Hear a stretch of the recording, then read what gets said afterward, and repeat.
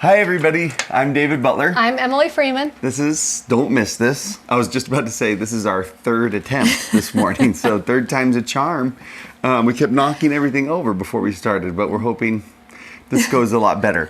Okay, what caused all the mayhem was the timeline. That was causing all the problems. So let's show you this first. If you're new with us, welcome. We created as sort of a a study tool, a cool resource or whatever for this year, this timeline of the whole Old Testament. And you can get it for free, download it for free at don'tmissthisstudy.com/timeline, or it just comes in our newsletter every single week. What else comes in the newsletter is the picture that you put on. We love this one. Yeah, this one is one of Eva Timothy's art. It is awesome. We insisted, are we allowed to say that? That Sister Noah be in this picture also. So that's cool. I've never seen a picture of Noah with his wife before, and I think this is so awesome. And you love that he's just carrying a little duck. A duck? Yeah. And she's carrying a little black lamb. That's what I think she's carrying. I wanted them to carry an elephant, but a duck's fun. It's so cute. So we're going to add this on here, and let's just kind of review where we've been. And this is why we're kind of going piece by piece. Day by day, adding one in each week. We have so many overachievers out there that want to fill up your whole board at once, but it's not going to be as fun if you do that for two reasons. First of all, the Old Testament actually repeats itself, and we want you to watch the repeat happen when it happens. So if everything's on here, you're going to actually miss the repeat. So it's going to be fun to just go with us. Just be patient and go with us. But also, we want you to be able to learn as we go, so that if you were to take off these first 6 right now, you could just put them up all by yourself without looking, because you'd be like, oh, I remember, because the first week we did. This is who I am, and this is who you are in a work. Almost like that. These are what God's purposes are, overview, which was awesome. Then we did the creation.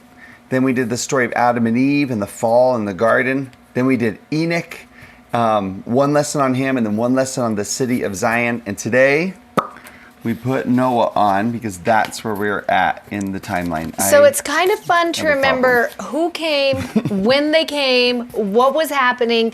This is going to be so helpful as we get over here and we introduce the 12 tribes right here. But you're really going to be fine to just go one piece at a time, and you're going to be so happy because it's going to help you commit to memory the storyline of the Old Testament. Yeah, and it's cool this week in particular to see that the same time that Zion was being built up, Noah, these two stories overlap with each other. And so it's just kind of neat to see, which makes you feel extra sad for Noah, because you remember the city of Enoch. Everybody who was righteous was translated and taken up, and Noah's left with an ark. Everybody and all who's the left. Animals. Yeah, and so Yes. it's like, which this is one of the most well-known stories, obviously, in the whole Bible.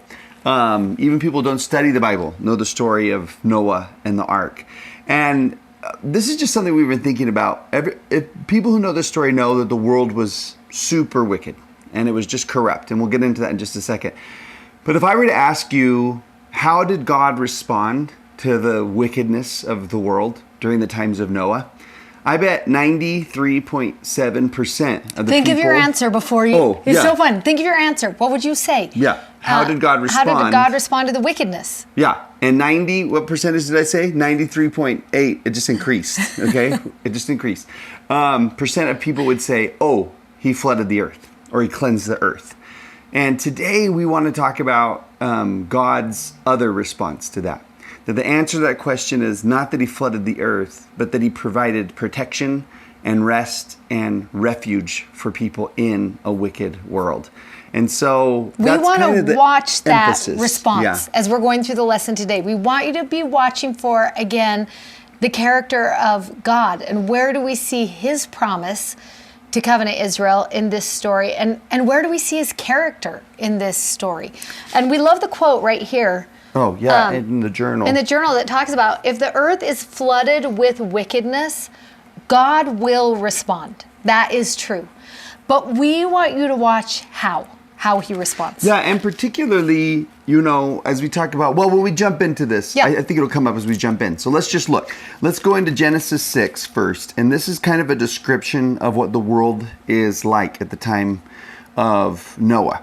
Interestingly, we have this little other scripture next to it from Matthew 24 that describes that Jesus references the flood and compares the time of the flood Of Noah. Noah. But he says the time of no is what he says in Matthew. N-O-E. That's how it's translated into English, but it's Noah. Similar to the time that will precede his second coming. So if you want to know what the world's going to look like right before the second coming, then you're really interested in what the world looks like in Noah's time. Yeah. So Genesis 6, we have verses 5, 12, and 13 to look at. So if you go into 5, it just says, wickedness was great. And this really interesting thought, every imagination of the thoughts of people's hearts was evil continually. Like, that's wild to think it's just penetrated everybody's like imagination. Like, that's what they dream up. That's what they think of. That's what they desire, what they hope for is evil continually. And only evil continually, which is so interesting. Yeah, that's like full on rotten. If it says only evil, you know, sometimes you look at an apple or something and you cut out like the bad parts or something like that. I don't. I throw the whole apple away. I can't even stand it, you know. But like, you know, usually like moms are like, no, the rest of it's still good or whatever. Yes. And they cut out the bad parts. But this one, it would just be a fully rotten apple. No good parts in it at all, right? Is kind of the idea there. Verse 12 and 13, still kind of the same thoughts. It was corrupt. All flesh had corrupted his way. And God said to Noah, the end of all flesh has come before me, for the earth is filled with violence. He was like, this is the end for everybody. They are going to destroy themselves, is kind of what the thought was. And it's so interesting, that line that it was filled with violence. I was listening to this podcast once where a guy was interviewing this rabbi. I don't even know what podcast it was. It just came up randomly. And he made the observation, the pattern that he's seen in the history of the world, that before a place kind of self-destructs, you know, it's usually immorality and violence are something that you find rampant. Right, are rampant. Like like one of the examples was ancient Rome. You know, where he was just like, there were the Colosseum and the you know, the fight, the gladiators and all the nasty, and they watched it. Like, that was people's entertainment. You know, they gathered to be entertained by violence, you know, which actually makes me feel a little bit sheepish because I have said before and heard before, you know, people are like, oh, you know, is that movie okay or whatever? Is that form of entertainment okay? Is it? Yeah, the only problem is violence, you know, in there. And it's kind of like, in this one, he sort of says, it's just is filled with it. The whole earth is filled with it. And it's so interesting because if you look at within those verses, because there's part of us that is like, well, we still see good on the earth today, right? And I love that what God is going to teach us in this book, and we see it in a lot of stories, is that there can still be good and righteous people in the middle of a really wicked situation, and that's hard. But I just love the thought that there was still goodness there. There was still hope there. There was still a chance for people there. And we read about Noah, and we'll come back into this again, but I just love looking at it, the whole world versus Noah in verse 8. But Noah found grace in the eyes of the Lord.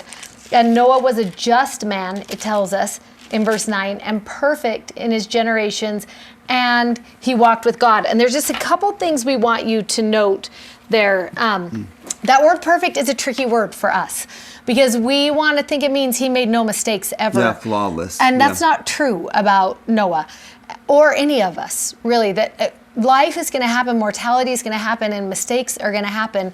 But that word Hebrew could have been translated spiritually upright, genuine, inwardly entire and complete. Don't you love that thought of just being inwardly entire and complete?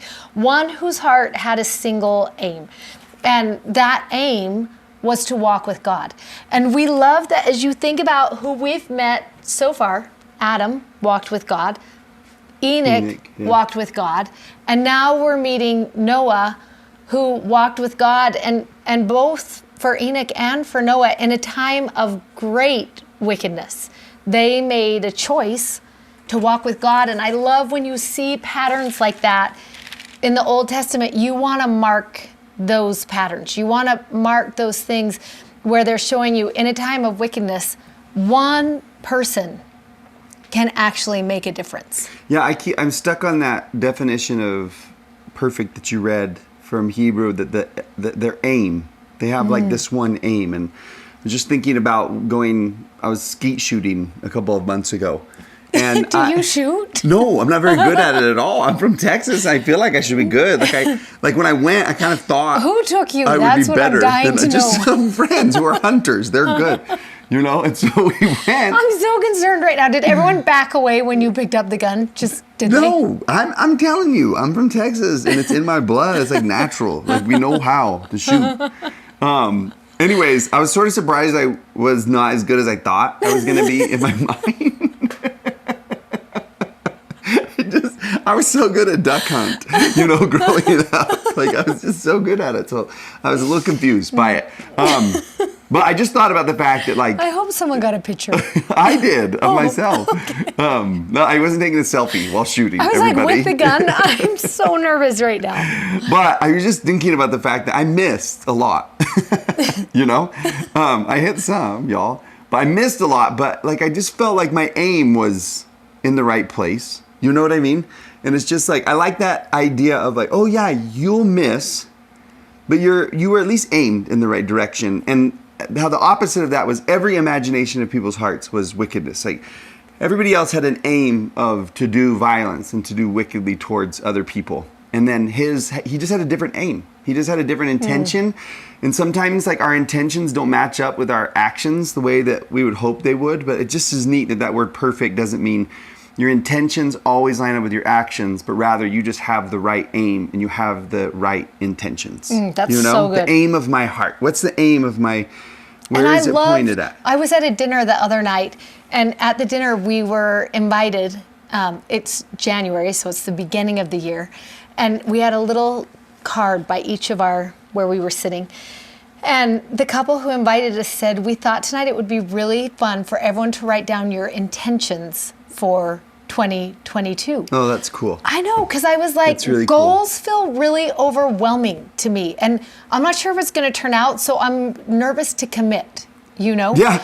But an intention. Especially if you're just every day I'm going to do this. And Yes. you're but then I miss it in week 3 and I'm and then done. I have to give up the goal. Right. But I loved when it's just an intention. And when you that's so heard cool. the people give their intentions, and they were so genuine and just honest about, this is what I'm going to try for this year. And I can remember one person, as soon as he said his, it lit my heart on fire. And I was because I could tell how passionate he was about achieving that thing. And my immediate response was, I'm going to pray for you in that all year this year, because I want to see that come to pass in his life, that intention realized. So I kind of love the idea of maybe becoming someone who, instead of, is fixated on this perfection or this right goal way to live, or this, but just to be intentional, to have intentions this year. The aim of my heart. Yeah. And then if a week comes and goes and I don't do it very well, it's still my intention. And so next week I can actually maybe focus a little bit more on it or something like that. Yeah, That's I love that so idea. Cool. How did that come up? Oh, Because his aim. Noah. Okay, We were talking about Noah's perfect. aim. Oh, that he was perfect. He was just. And his aim was to walk with God, which we love. So. And that word just even, that whole idea of a right relationship with God, right? Well, that and that inward rightness. Right. I love the thought of that too. So we kind of want you to be thinking about that. This is the world versus Noah, and how you see those two different things happening right there. And as we think about what is going to happen, there are a couple lessons that we feel like are so powerful. So we want to talk about the first lesson that we recognize from the flood, and that's going to teach us a little bit about God's character. Yeah, so you'll see we have in the journal Lessons from the Flood, number 1, and has a bunch of parts in number 2. The whole idea we're trying to do here is if the earth is flooded with wickedness, God will respond. Okay, so this is number 1. And we start in Genesis 6:6. And this is just wildly important to us that it says, and it repented the Lord that he had made man on the earth, and it grieved him at his heart. And it would just be a mistake to view the flood story and to see a vengeful and angry God destroying everything that he said. But the emotion that is behind what you're going to read in these chapters is a God who weeps. We saw that with Enoch when he was looking down at the earth during this violent time, right? I'm so grieved. I'm so sad about this. And that grief is going to actually influence how he responds. So it's important for us to know that that is part of the story. That grieving is part of the story. But it's also important to remember when he says there in verse 6, or in verse 7, I will destroy man whom I have created from the face of the earth. And the second thing that we need to know is God will not allow wickedness to run rampant on the earth. He won't. So he's going to grieve over the wickedness and over those children, but he also, we learn about him, he will not allow wickedness to rage forever. Yeah, I took it. We can put this on the blog. This line from John Taylor that I've always liked. Why did the Lord destroy the world? Was it an act of love? Yes! Exclamation point. The people were so wicked they would have transmitted their unrighteous natures and desires to their children. Someone may ask, is it right that a just God should sweep off so many people? Is that in accordance with mercy? Yes! Exclamation point. He just talks about in this quote, and we'll link it, that he's just like, what? This is an act of mercy. This was an act of intervention on God's part, right? He took a step in to restore broken creation. Like, what am I going to do to make sure I restore, what's happening here? And that's what it was, an act of mercy and an act of love. And we've used this before. We actually talked about this when we were talking about Enoch's story.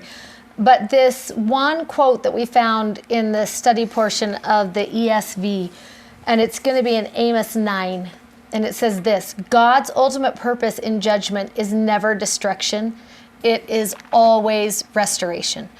And we love just keeping that in mind from the very beginning, that his ultimate goal is a place where his children can increase and grow and progress.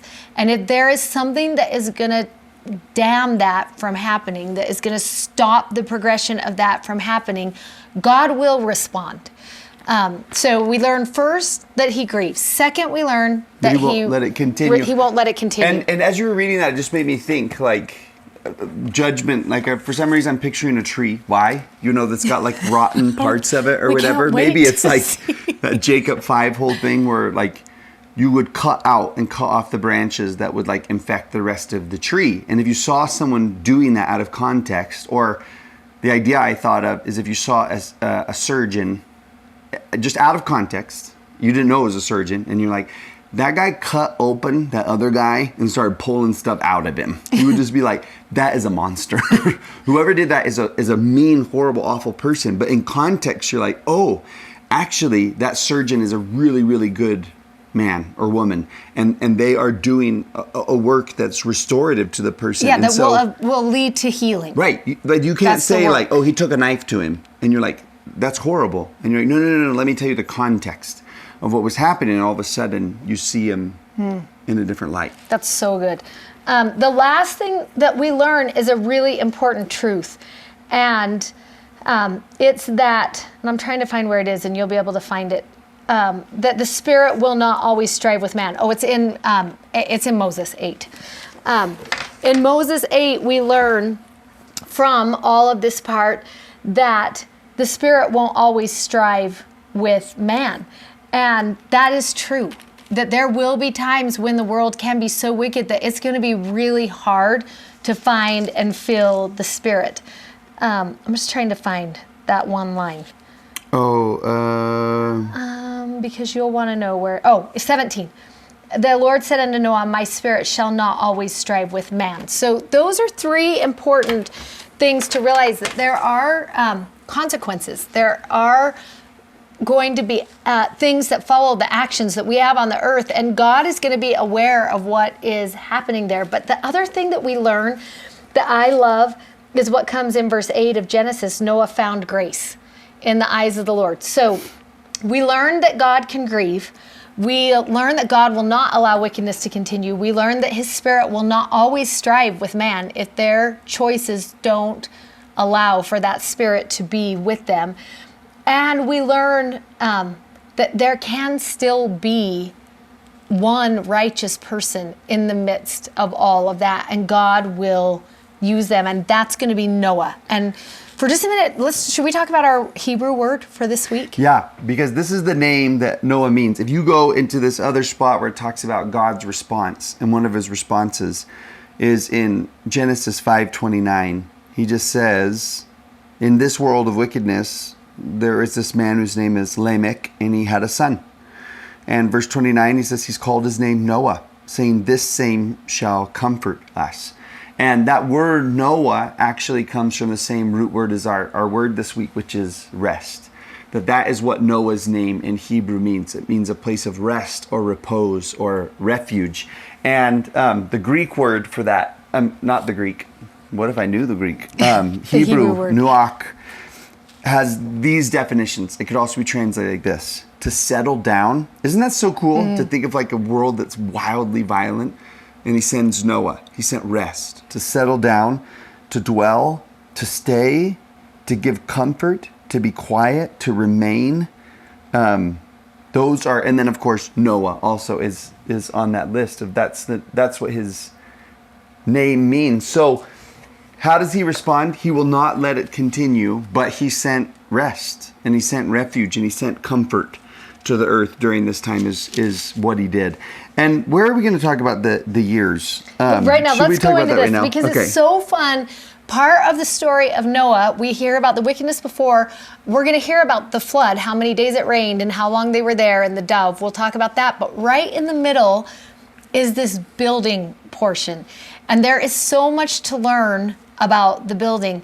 One of the things that fascinates me when you look at stories like Noah's, where you get to watch someone for a period of years rather than just a short encounter with the Lord, is you get to see the middle of their story. So often we talk about someone and we're like, well, what happened at the end? What was the promise? What was the miracle? How did it work out? Yeah. Yeah. And often when we stand up in church and talk about trials or things that we've been through, we generally stand up and talk about what happened, like what came of it, how it all came around. And we never really have someone stand up in church and talk about the middle. Yeah. Like, this is where I am right now, and there is no answer, and I don't feel peace, and I am, in this working out of things. And so I love that sometimes we get to get into the middle of someone's story, and we get to do that with Noah. We get to go through this process of watching him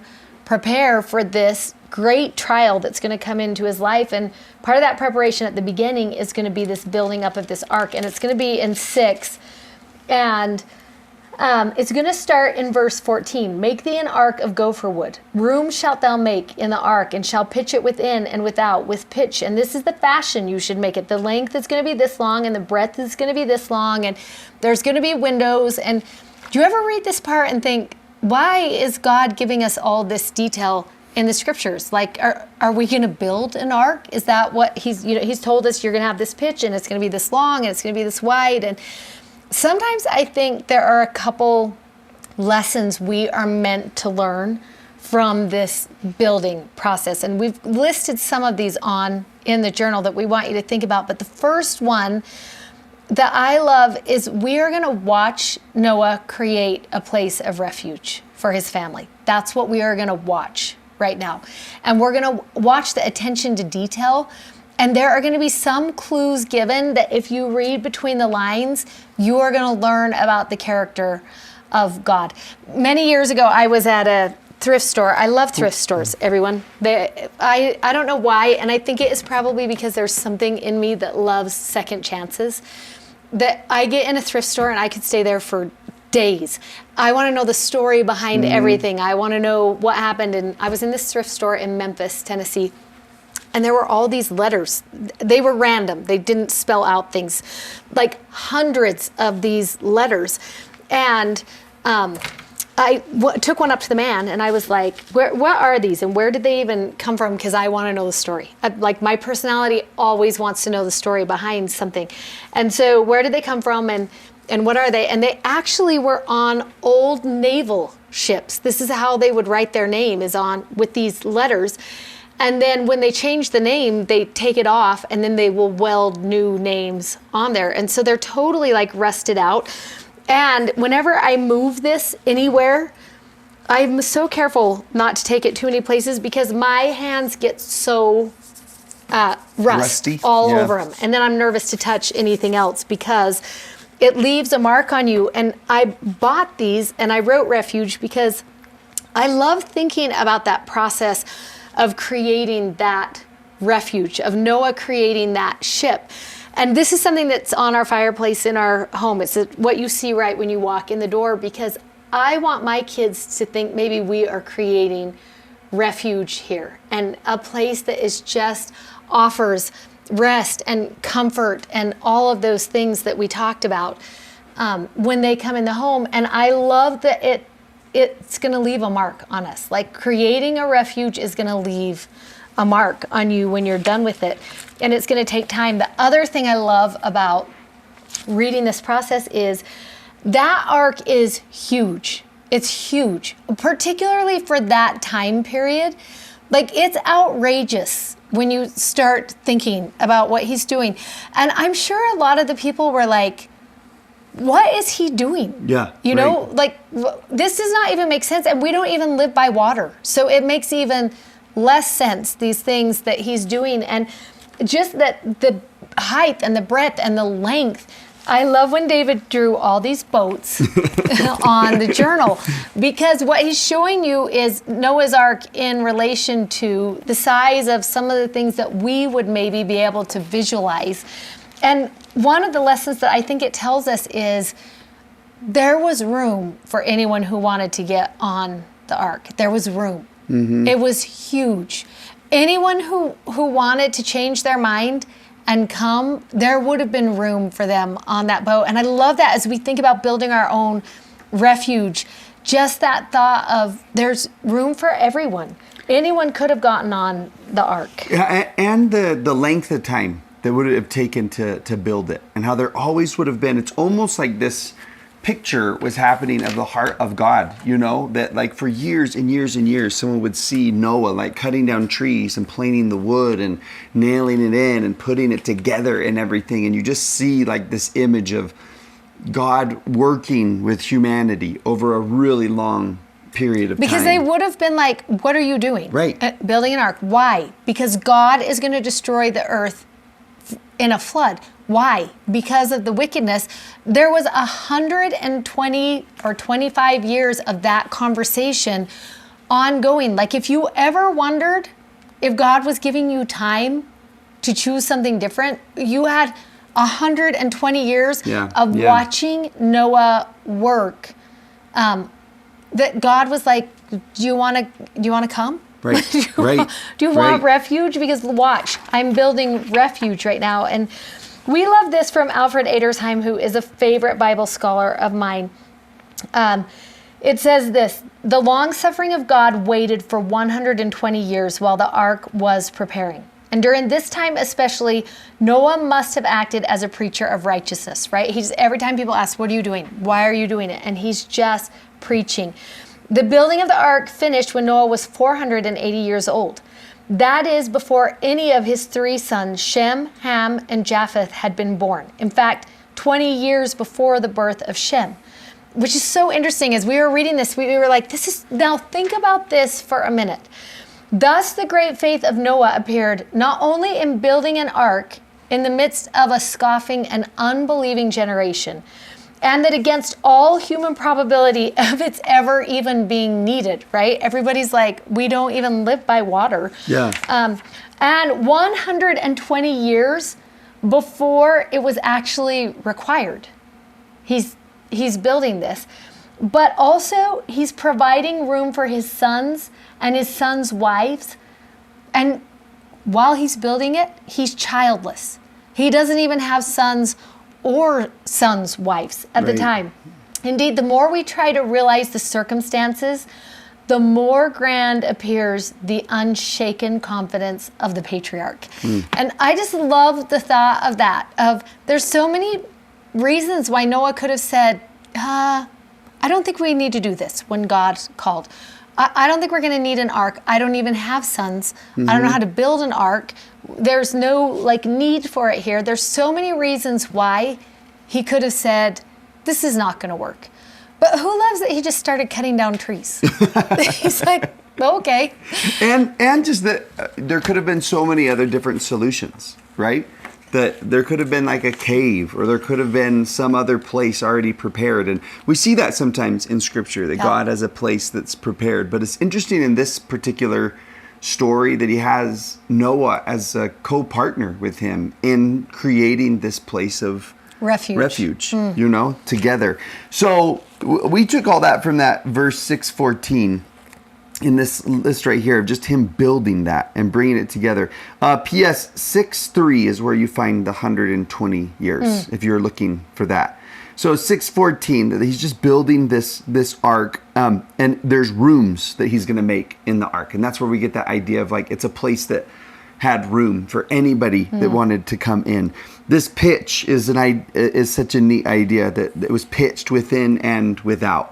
Just to fill in all the cracks that could let any of that water in. That there, it was doubly safe. Right? Yeah. There was a deliberate action of his, and to I'm actually gonna pitch it. And I was thinking about this today because I saw our friend Brooke Romney posted this thing just about kids and cell phone usage and stuff like that, and how there was this line in there that she quoted from somebody where it says, "It is a parent's job to step in and to intervene in certain scenarios to keep your children safe." And I thought that with the pitching, where it's just where are the cracks in this boat? Because I'm going to make sure that from within and without, there's no way for that water to get in.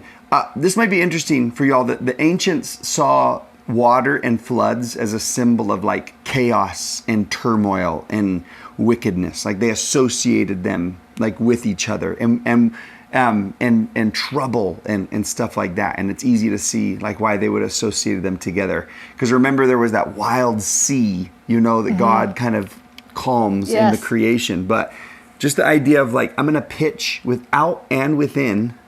I'm going to have external and internal, deliberate things I do for protection's sake. Here are some of the things that we loved just as we watched Noah create his refuge. And then we think about what this might look like in our own lives, in our own homes, in our own families. So we gave you a list in number 2 of these lessons from the flood. And it's going to start out with just a whole bunch of verses. I'm going to just read through some of these. So in Moses 5:29, he's going to provide Noah. He's going to provide somebody whose specific calling is to bring rest and comfort to the people who choose that refuge. In 6:8, we find out that Noah is someone who finds grace, that grace is a part of creating this refuge. In 6:14, it's where he tells him, you make an ark, you make the refuge, you use your hands, you get in and you do the work of the making. We love in 6:16 that a window was going to be in this ark, that light was going to come in. And if you follow your footnote there in 16a, we love that some rabbis believed it was a precious stone that actually shone in the ark. And who loves that we know a story that is really representative of that we're oh yeah, we saw God do that with the brother of Jared, right? This stone that would bring light into the ark. And there's something that's cool about that, where it's maybe one of them, brother of Jared, would have been after Noah, right? So maybe he borrowed the idea from the story of Noah, and how we can look to stories of the past as patterns for what we might do in our own lives today. In 18, he says to Noah, with thee will I establish my covenant, and thou shalt come into the ark, thou and thy sons and thy wife, and thy son's wife will come with you. And so part of this refuge is covenants, believing in a covenant God and those promises that will come as we walk a covenant path. That's part of this refuge. Yeah, and maybe even, what do you say, similes with each other, right? That a covenant relationship is a refuge, right? Let's make a covenant, and as part of entry, almost I entered the covenant, equal sign, I entered into the ark. Right? You would put those almost as similes with each other. Yep, it's so good. That one of the promises to covenant Israel is protection. Yes. I will guard you. And I refuge. will protect you. And I will be a refuge And to that you. every living thing can come into that promise. And which there's you room love. for it. And there's room for it. Yeah. And in 19 it talks about that. You bring in 2 of every sort. You bring them in to the ark, right? Into the refuge to keep them alive with you. I now love that phrase, and I've never loved it before until was it? right now. 2 of every sort. Yes, that's so I just cute. like that. Normally my mind goes to like, oh yeah, 2 of every animal, but what a cool line. There is not just room for everyone, but there's room of every sort of person. It's so good. Whatever you are, there's room for you. Yes. That's so rad. Yeah, come in. And to keep them alive. And then in verse 22, we love when it said, thus did Noah. According to all that God commanded him, so did he. And we just love those 3 words, so did he. That's just how he lived. If God said build an ark, and it didn't make any sense at all, but he just did, because that's what God said. So that's what I'm going to do. And as you think about those things in your own life, not in Noah's, but does this look like your life? Rest and comfort, finding grace, making a refuge, letting light in, establishing covenants, keeping alive, and doing all that God commanded. Is that part of the refuge that you are creating? And as we think about when there was wickedness all over the earth, how did God respond? From these 2 things we learned, he responds with grief. He responds by not allowing wickedness to continue, but he also responds by giving a refuge. And what if that's what you answered when people were like, well, tell us about Noah, tell us about what happened when all the wickedness, and what if your first response was, oh, God provided a refuge? Yeah. What if that was your favorite part of Noah's story? Yeah, instead of sending a judgment, he sent protection. He sent a rescue from, what they were going to do to themselves. Yeah. And it was like an extraordinary rescue, and it was like unheard of. It was like this crazy thinking and creative and, this solution that maybe no one there would have thought of, but you love that God thinks bigger. Yeah. Yeah. And ahead of time too. Yes. The fact is like, let's build this ark for your family while he was still childless. Like that's just wild to me to think about, like the things that he might be asking me to do or prompting me to do right now will provide a refuge or rest for something in the future that I can't even foresee yet. And sometimes it might be big, like building an ark. But most often, it's probably going to be small. God's going to work with us in small circles in our area of the world. What's going on? I had a neighbor, a good friend of mine, stop by the other day and knock on my door to bring over a Christmas gift.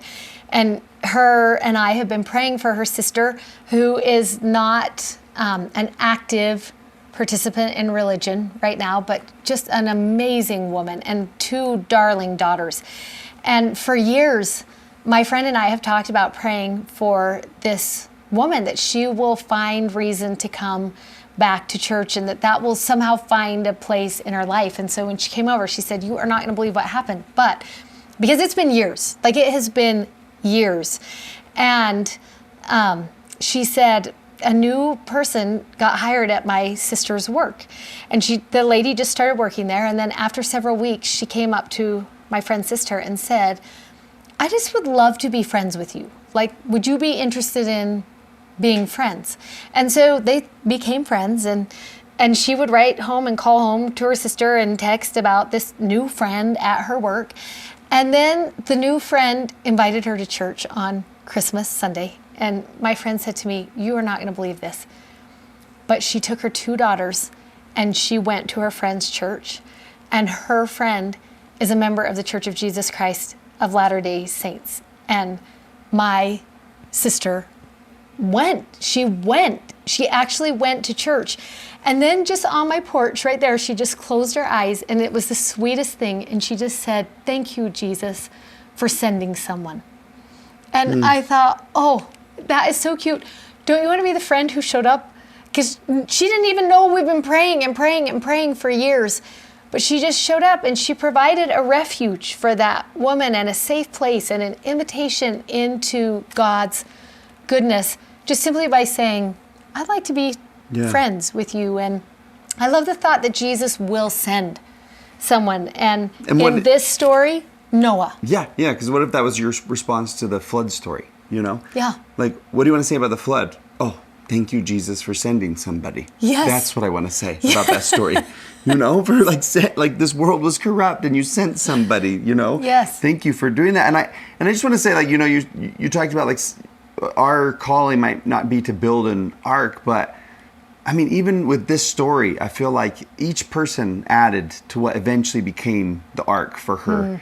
And like, it's just really through like cutting the trees and planting the wood and putting on the pitch that, like, just little by little, we actually create this refuge. Yes. You know, and it's neat to think about. So good. As you were saying that, I think it's awesome to jump into the lessons from the dove. As you talk about, you know, God intervenes and God provides restoration and refuge. But there are, in the middle of that, some lessons, you know, that we learn, and we call these lessons from the dove.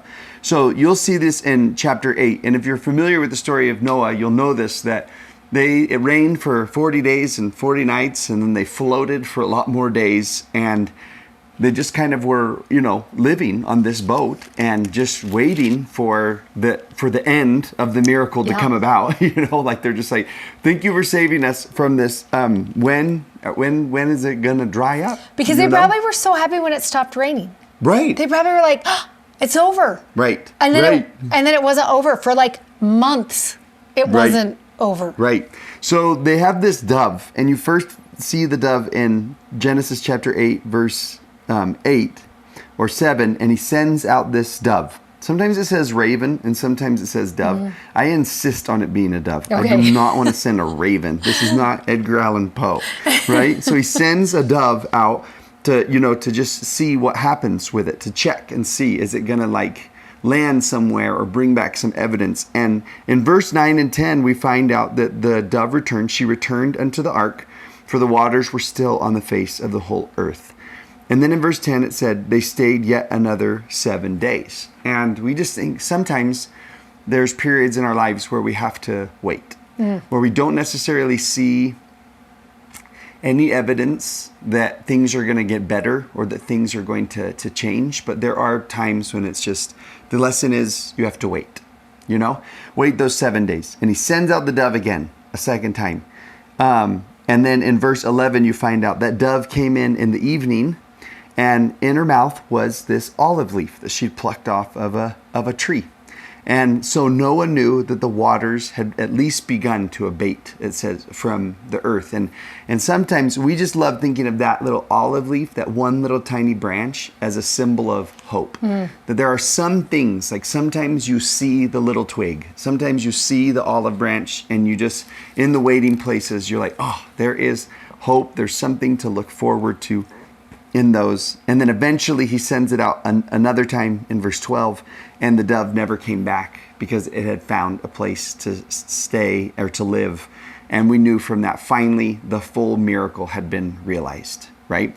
That the earth was now cleansed, and it almost, as you read this, you almost feel like it's the story of Adam and Eve again. Like, it's just like, okay, let's start over. Let's refresh this. And now we have the animals of creation in a paradise place on a mountain where they land, and it's like, and I love it's been realized that it's the miracle the whole time. Yes. Like in the wait, it's still going to be the miracle, and in the hope, it's still going to be the miracle, and finally when it's realized, still the miracle. It was the miracle the whole time. They were living that situation, and I love the thought of that, because maybe you're in the wait, and just to remember, he is working in the waiting. That we might not realize it, but there is work being done in the waiting. And then he sends us those little just reasons for hope, you know, until finally it's realized. And I love the thought of that. I just want to put a little olive branch, you know, in your house. Somewhere especially if you're in that time of great trial, just to remember, he's working. To see those and things. We're going to watch that. This square at the very end is my favorite part of the journal page this week, because I love this thought, which will prevail. And you can write on your blank spaces there, the waters or God. Like, who is going to prevail in this story? And you could get caught up in the waters. You could. In fact, if you go to Genesis 7 and you read, I'm just going to walk you through some verses. First, chapter 7, verse 18 starts out, and the waters prevailed. And in verse 19, and the waters prevailed. And in verse 20, 15 cubits upward did the waters prevail. And in verse 24, and the waters prevailed upon the earth 150 days, right? You could get caught up in that story. You could. The waters prevailed. Like chaos, violence, trouble, one is what they would, when, right? Yeah. That symbol of and that's what prevailed. And when you read the story and you're Noah and his family, there probably was a moment when they were like, the water is going to win. Right, yeah. It's going to prevail. But then you start seeing these hints, and there's just a couple words we love. In 8:1. Start with this verse right here. That's one we love so much. Genesis 7:17. And the flood was 40 days upon the earth, and the waters increased and bare up the ark, and it was lift up above the earth. And this is what I have written in the side of my scriptures. Sometimes lifting up requires trial. And I think that's so important to remember that there was lifting up that happened even while the waters were prevailing. And it's a cool imagery too, is just as the floods increased, in proportion, God lifted up the ark with them. That's so good. And that, he was using, the waters, to lift them. And you love that it was bear up. Just when you think about bearing people's burdens and lift it up, that those are the word choice that was used for that part. And then I love this part because then you start in 8 verse 1, and just maybe you want to write down some of these words. It says, and God remembered Noah. That is the first thing. And the second thing that you read in verse 2, and the rain from heaven was restrained. And we love this. He remembered and he restrained. And then in verse 4, and the ark rested. And then in verse 5, the waters decreased continually. Those waters that were prevailing. When God got involved, they decreased continually. And then at the very end in verse 15, he's going to talk about... In the next chapter. In 9. He's going to talk about this promise, this covenant. I will remember my covenant, which is between me and you and every living creature of all flesh. And the waters shall no more become a flood, right? The waters will not prevail. You could write that right in there, to destroy all flesh, and a bow will be in the cloud. And that will be the symbol of my promise. And I just love, you could have, which will prevail, the waters, or you could have God who will remember and restrain and give rest and decrease continually and promise. That's the God we believe in. That's the God who we worship. And you think about those covenant, the promises to covenant Israel. Yeah. And they're just so sweet. The one about this refuge that you'll bring your sons and your wife and your sons' wives into. And the promise that the waters will not prevail. That thing that is against you, it will not prevail. And I love those two promises to covenant Israel. And the rest of them, that God will remember you is a promise, that he will restrain what needs to be restrained, that he will give you rest, and that he will continually either decrease or increase whatever it is in your life. That will be a continual process, that he will do. And then maybe just that last promise that he'll send somebody. He will do something. He will respond to the situations of our life. For everybody in all of our stories, there will come a moment where we can say, we can see the olive branch and we can say, thank you, Jesus, for sending somebody. That's just that promise. Yep. So good. Okay. See you next week.